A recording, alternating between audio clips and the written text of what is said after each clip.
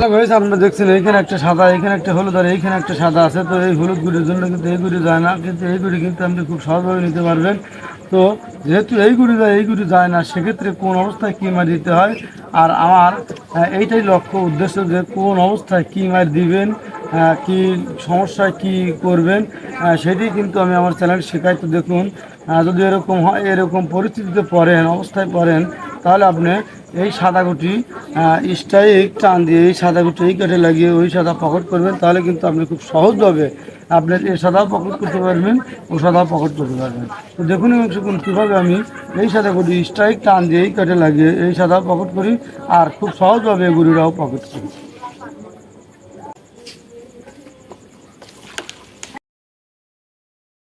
Hello guys, আপনারা দেখতে পাবেন কত সুন্দরভাবে স্ট্রাইক টান দিয়ে একসাথে দুই গুটি পকেট গেল। এটা লাখে একবার হয়। তো যাই হোক, এইরকম হাজার হাজার মাইল আমার চ্যানেলে আছে, তাইলে দেখে আসতে পারেন। আর যদি নিত্য নতুন মাছ শিখতে চান, অবশ্যই চ্যানেলটা সাবস্ক্রাইব করে রাখবেন। কোন অবস্থায় কী মাছ দিবেন আমি কিন্তু সেইগুলোই আমার চ্যানেলে শেখানো হয়। তো যাই হোক, আমার ভিডিও যদি ভালো লাগে লাইক কমেন্ট শেয়ার করতে ভুলবেন না। ভালো থাকুন, সুস্থ থাকুন।